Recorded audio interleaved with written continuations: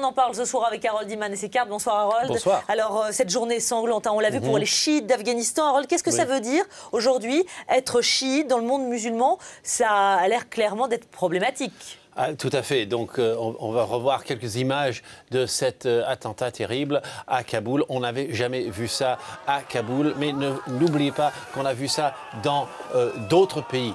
On va un petit peu regarder la totalité de la carte du monde chiite. Ce monde chiite, il va du Liban là-bas, où ils sont 35%, jusqu'au Pakistan ici.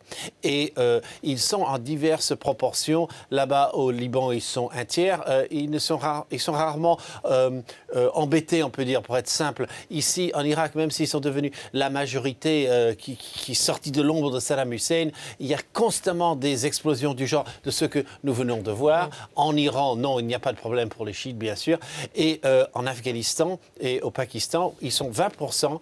Au Pakistan, ce genre d'explosion dans les mosquées, c'est très fréquent à cette période de l'Ashura dans ces mosquées chiites, et c'est tout nouveau en Afghanistan. Alors justement, on reste en Afghanistan. Pourquoi ça arrive dans ce pays spécifiquement ?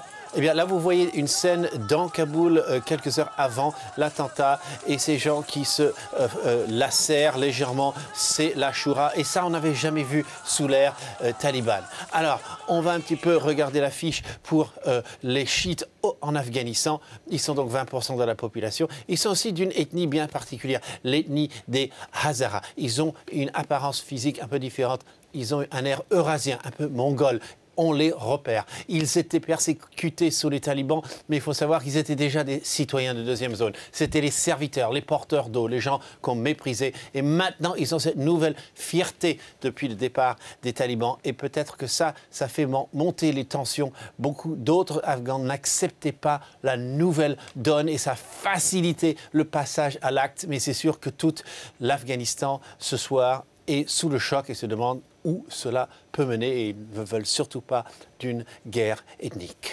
Bien entendu. Merci beaucoup Harold Iman. Vous reviendrez sur ce dossier à 22h30 avec nous.